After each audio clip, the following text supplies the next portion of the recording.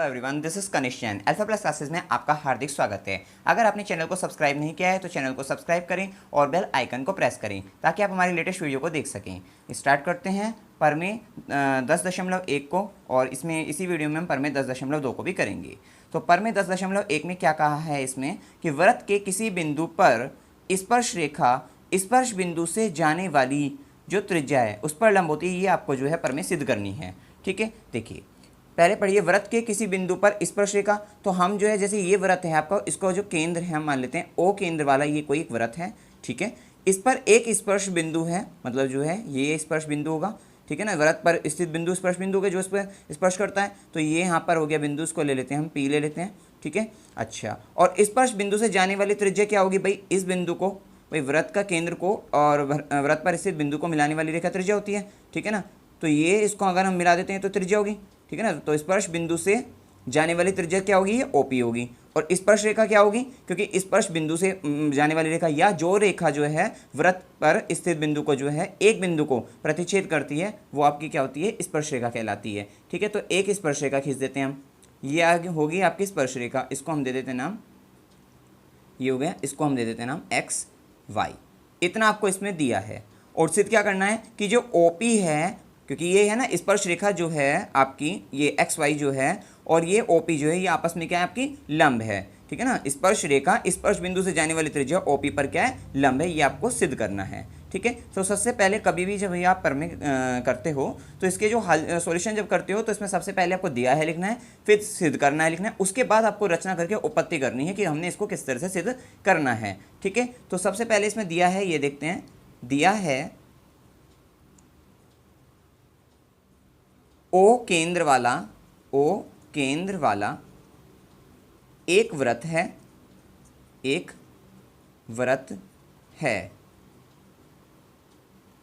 ठीक है, और फिर उसके बाद जिस पर एक बिंदु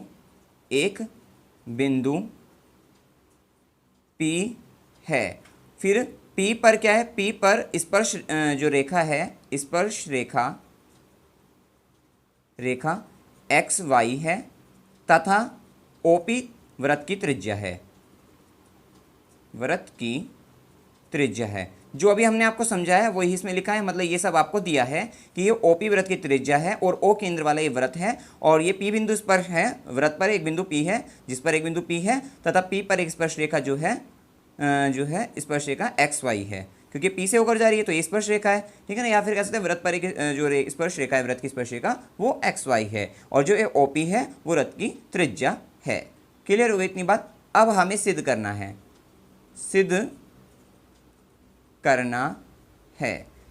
करना है कि जो ओपी है, जो ये वृत्त की त्रिज्या है, कौन सी त्रिज्या भाई? वृत्त की त्रिज्या तो और भी हो सकती है, लेकिन वो त्रिज्या जो स्पर्श बिंदु से होकर जा रही है। ठीक है ना, ये स्पर्श बिंदु है, तो ये ओपी जो है वो क्या है? लंब है एक्स वाई पर, जो ये स्पर्श रेखा है इस पर क्या है? लंब है। ये 90 डिग्री आपको सिद्ध करना है। ठीक है, ये आपको सिद्ध करना है, ओपी लंब एक्स वाई। चलिए अब हम इसमें एक रचना कर लेते हैं कि रचना में हम ये करते हैं कि जो ये एक्स वाई है इस पर एक बिंदु एक क्यू ले लीजिए आप। ठीक है, और फिर ओ क्यू को मिलाइए। बस इतनी हमने रचना करनी है कि एक्स वाई पर एक बिंदु क्यू लिया है तथा ओ क्यू को मिलाया।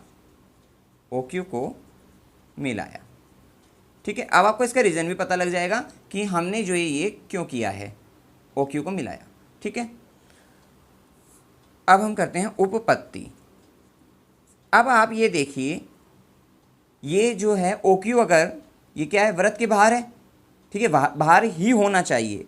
अगर हम कहें ये वृत्त के अंदर है, सपोज करिए हम कह सकते हैं इसको कि हम मान लेते हैं कि अगर ये वृत्त के अंदर है तो इसका मतलब क्यू बिंदु यहाँ पर है और क्यू किस पे है? एक्स वाई पर है। तो ये एक्स वाई ऐसे आ जाएगी भाई, क्यू को यहाँ पर लाओगे तो ये पूरी एक्स वाई कैसे आ जाएगी? मैं डॉटेड में समझा रहा हूँ आपको। ये इस तरीके से आपकी जो है ऐसे आ जाएगी भाई। अगर आप इसको लाते तो ये क्यू जो है यहाँ पर आ जाएगा और उस समय एक्स वाई ये आ जाएगी। इस समय आप देखिए ये एक्स वाई, अगर ये एक्स वाई है इस समय, ये डॉटेड लाइन ये सिर्फ समझाने के उद्देश्य से आपको, ये अगर एक्स वाई है यहाँ पर और ये बिंदु यहाँ पे क्यू हो गया, तो आप देखिए ये एक्स वाई अब यहाँ पे क्या हो गई? अब ये क्या है? स्पर्श रेखा है? नहीं जी, ये क्या है? आपकी छेदक रेखा। तो इसका मतलब जो है जो क्यू है वो वृत्त के अंदर नहीं है, मतलब व्रत पर नहीं है, कहाँ है व्रत से बाहर ही होगा, तभी आपके एक्स वाई क्या है, स्पर्श रेखा है। ठीक है, अब आप ये देखते हैं कि जब ये व्रत के बाहर है, ठीक है, जब ये बिंदु व्रत के बाहर है तो इसका मतलब ये ओ क्यू क्या है, ओ क्यू बड़ा हो गया ना ओपी से, ओपी दूरी क्या है, छोटी हो गई। तो आप एक बार इसको लिख लीजिए, उसके बाद आपको आगे का सिखा बताते हैं कि आगे किस तरह से आपको सिद्ध करना है कि ये 90 डिग्री ही है, ओपी लंब है मतलब एक्स वाई पर। देखिए, तो सबसे पहले हम कहते हैं कि ओ बिंदु क्यू जो है, बिंदु क्यू क्या होगा, व्रत से बाहर होना चाहिए, होना चाहिए। ठीक है, यह व्रत के अंदर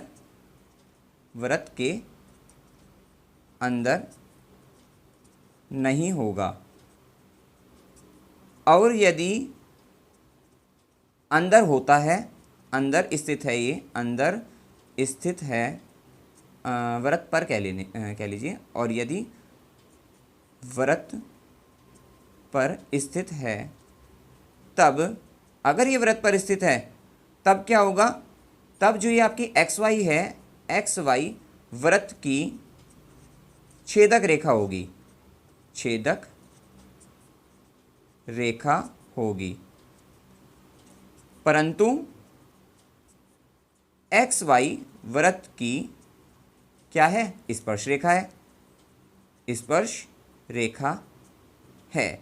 तो इसलिए क्यू क्या होगा, इसलिए क्यू जो है व्रत के बाहर है, क्योंकि मतलब ये एक्स वाई व्रत की स्पर्श रेखा है, और वो छेदन रेखा होगी, जबकि वो छेदन रेखा नहीं हो सकती भाई, वो तो एक्स वाई तो व्रत की स्पर्श रेखा है ना। इसलिए यह कथन क्या होगा, यह कथन असत्य होगा, इसलिए क्यू जो है व्रत के बाहर होगा। तो आपको इतनी बात तो समझ में आ गई, क्यू व्रत के बाहर है, ये बिल्कुल पक्का हो गया कि क्यू व्रत के बाहर ही है।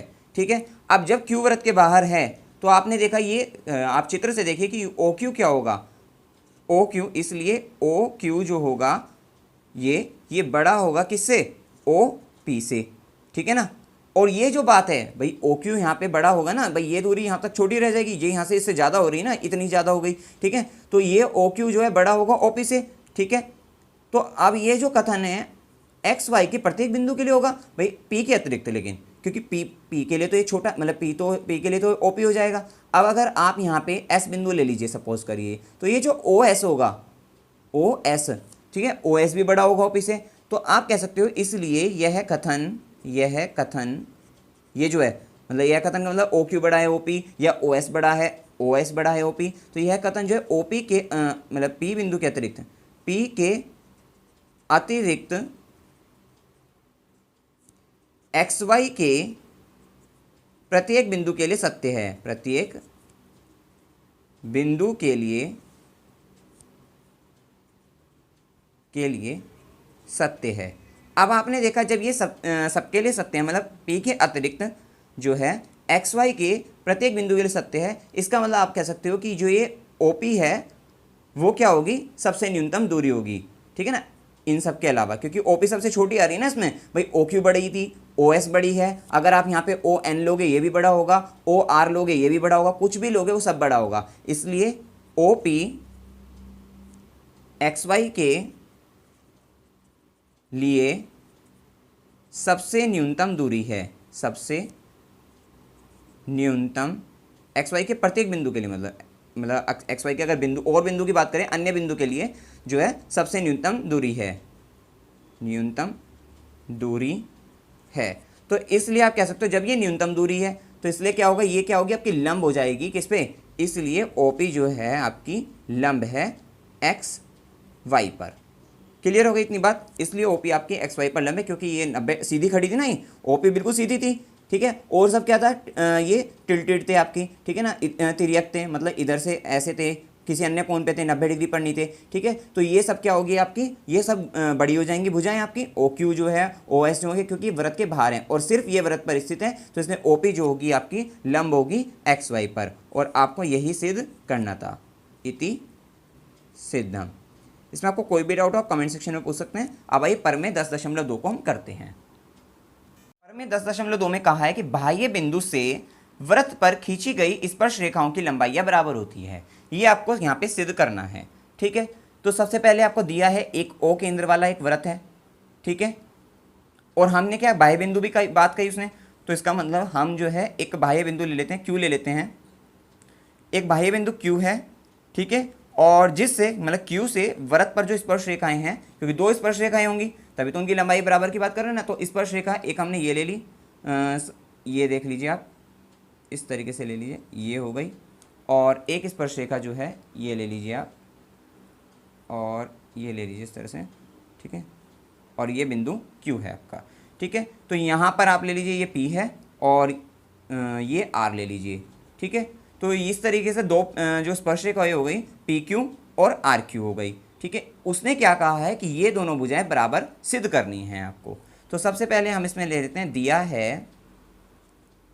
है O केंद्र वाला एक वृत्त है।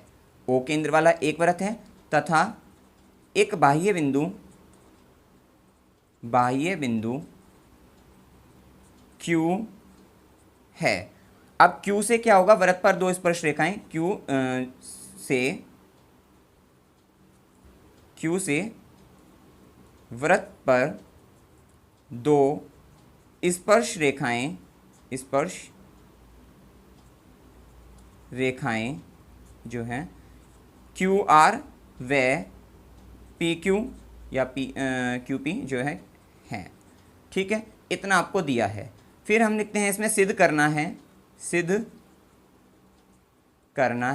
क्या सिद्ध करना है कि दोनों स्पर्श रेखाओं की लंबाइयाँ क्या है ना, खींची गई बाह्य बिंदु से वृत्त पर खींची गई स्पर्श रेखाओं की जो लंबाइयाँ हैं वो समान होती है, बराबर होती हैं। मतलब ये QP बराबर QR, ये आपको सिद्ध करना है। QP बराबर QR के सिद्ध करना है। हम रचना कर लेते हैं इसमें। क्या रचना करते हैं, हम बिंदु O से सबसे पहले तो इनको मिला लेते हैं, ये OP को। ठीक है, और OR को मिलाया, साथ ही हम OQ को भी मिला लेते हैं। OQ को मिलाया तो हम करते हैं OP OR OQ को मिलाया। ठीक है, O से मतलब जो है आप कह सकते हो कि O से P को तो OP हो गया, O से R को, तो मतलब इन सबको हमने मिला दिया। ठीक है, चलिए ये हो गया आपका इतना क्लियर, ये रचना हो गई। अब हमें जो सिद्ध करना है वो सिद्ध करना है PQ बराबर QR के। अब आपने देखा ये दो त्रिभुज बन गए।